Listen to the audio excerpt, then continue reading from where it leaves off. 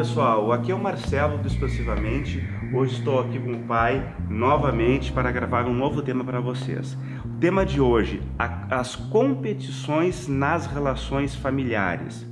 Esse tema de hoje foi um tema pedido, tá, pela Eliette Goldenberg.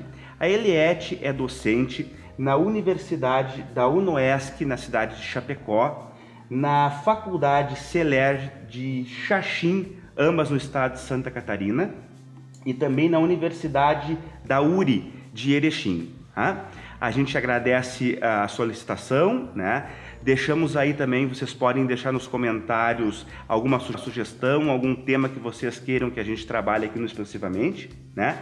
E Eliette, desde já a gente então te agradece, apesar de não nos conhecermos pessoalmente, a gente está certo que não faltará oportunidade para tal fato. Eu peço desculpas também a vocês, hoje eu estou um tanto afônico devido a uma gripe que me acometeu nos últimos dias, tá? Mas enfim, estamos aí para trabalhar, toda a nossa equipe aí, para dar o melhor de nós para vocês. Começamos então, pai, pela explanação do assunto, né? Isso. Eu pretendo inicialmente dar a vocês uma explanação geral sobre o tema, tá? No que se refere à abrangência e à amplitude. Por exemplo, se nós formos analisar as configurações familiares hoje, elas são inúmeras, né? São as mais variadas possíveis hoje, como se constitui essa configuração familiar. Se a gente for imaginar, por exemplo, filhos que hoje compõem uma família atual, por exemplo, normalmente esses filhos, não necessariamente, melhor dizendo, esses filhos pertencem a esta família atual. Muitas vezes esse filho é filho de um determinado pai ou de uma determinada mãe, ou muitas vezes são filhos adotivos, né? Então tudo isto vai mudando a configuração familiar e automaticamente vai mudando a maneira de a gente fazer uma leitura sobre o tema, né? Então essas características de cada configuração e as manifestações são inúmeras, né? Como também é muito grande o número também de comportamentos que ali circulam, né? Dito Acho que é isso, importante ressaltar também aí, né? A gente está vendo hoje cada vez mais, né? Que não aparecia tanto antigamente, né? Questão de casais, né? Pais e pais, mães e mães, né? Então, como o pai estava falando, existem vários conceitos aí de formação de família, né? A gente quer deixar bem claro isso, né? Isso. Em função dessa complexidade, a gente pensou em fazer um recorte, né? Em função até do tempo. Provavelmente a gente vai trabalhar os demais tipos de configurações ou relações familiares em outros vídeos, né, em outro momento, né? Mas, a princípio, né, o que a gente quer mostrar, né? Que aí fluem nessas relações todas, né, tanto comportamentos conflitivos, né, quanto comportamentos mais harmônicos, né? Enfim, então a gente fez um recorte e pensou em trabalhar com vocês hoje a questão da família convencional, como a gente diz, o pai, a mãe e filhos, por exemplo, tá? Mesmo aí, nesse recorte, né, esse grau de complexidade também é grande, né, porque são ali inúmeros os tipos de relacionamento que ali circulam, né, as funções que cada um exerce ou deixa de exercer, né, e os resultados que se tem daí. E além disso, mais a questão, como eu falava antes, das conflitivas que podem estar aí inseridas, né, e que dão então essa configuração tão variada. Eu resolvi fazer para vocês um resuminho, tá, de 3 tipos de configuração, só para que a gente entenda essa complexidade. E essa explicação que eu estou dando a vocês é somente uma leitura da dinâmica familiar. Então, no primeiro slide que vocês estão percebendo aí na tela, né, vocês estão vendo que tem uma configuração de pai, mãe e filho, né? E ali existem 6 movimentos, né, que podem ser abordados a princípio, tá? Até nessa lâmina poderia se colocar mais alguns itens, né, que não foram colocados em função, né, de não ficar isso muito denso, né, muito confuso para fazer a leitura. Mas essa primeira lâmina, o que é importante a gente observar? Uma leitura que poderia ser feita. Um exemplo. A forma como este pai se relaciona com esta mãe. É um caminho. É um caminho. O outro. A forma como esta mãe vê este pai. Caminho de volta. Outro caminho. Aí nós temos dois caminhos.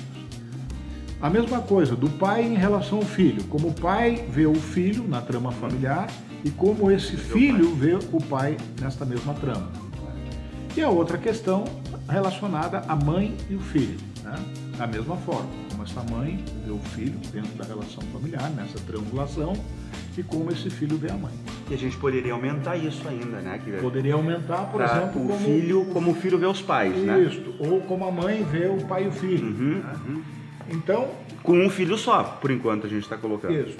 Esse exemplo é apenas de um. Na lâmina seguinte, né, vocês podem perceber que a inclusão de mais um filho apenas, né, passa de uma configuração de 6 para 12 caminhos, né, porque aumenta essa complexidade de como se enxergar isso. E na última lâmina, né, aí a gente colocou 3 filhos, né, a complexidade ainda maior, né, e vai para 16 configurações no mínimo. Né? É como eu disse para vocês, né, tem como abrir mais até essa configuração. Então esse é apenas um exemplo, né, de como a gente pode abordar as questões familiares. Uma outra maneira de a gente ver isso, né, é com relação à questão de gênero. Por exemplo, como um determinado pai se relaciona bem, por exemplo, com o filho e nem tanto com a filha. Como é que a gente vai entender isso? Provavelmente, se nós formos lá na configuração familiar deste pai, como ele se relacionou com os seus pais, muito provavelmente a gente vai ver que a relação com o pai foi melhor, por isso que ele se adapta melhor com a relação com seu filho, né? E com a mãe talvez nem tanto, por isso essa filha, como representante da figura feminina, não tem, né, o mesmo significado e a mesma importância para essa pessoa, embora sejam filhos. Né? Outra maneira, né, que a gente pode entender isso, né, é o que cada elemento traz em sua constituição. Aí eu me refiro, se este pai, por exemplo, foi um objeto de amor, né, para que ele possa dar o amor que o seu filho necessita, por exemplo. Né? Outra forma de se enxergar as relações, né? Como entender a pessoa como ela é, né? Algum membro da família, apesar de a maneira da pessoa ser, né, poder ser contrária à minha opinião, ou à minha necessidade, ou à minha expectativa em relação a ela. Até essa questão da expectativa mereceria, né, ser melhor abordada em função de que não haveria necessidade de expectativa, né, mas sim a tradução fidedigna do que se passa ali dentro. Tá? Muito bem. Posto isso, né, dá para a gente entender. Só um adendo, né? E quando a gente fala em família, né, a gente trouxe ali a figura do pai, da mãe, um filho. Pai, a mãe, 2 filhos. Né? O pai e a mãe, 3 filhos. A gente pode ir explorando isso. Quantas pessoas tem num contexto familiar? Daqui a pouco o pai se separa, né, da mãe. Né? Aí o pai tem uma outra pessoa, né, que daqui a pouco é inserida nessa família como realmente uma pessoa zelosa, cuidadora, que vai fazer parte da família. O mesmo pode acontecer com a mãe. Então aí já entram mais 2 pessoas, né? Então, exatamente. É muito interessante a gente prestar atenção, né? Quantos caminhos existem aí nessa caminhada, né? Que não é à toa que muitas questões ocorrem aí devido justamente ao número de relações que estão inseridas dentro de um contexto familiar. É muito denso isso. Por exemplo, podem haver perdas. Né, na família. Né? E isso já muda toda a configuração e todo o resultado, né, dessa dinâmica familiar.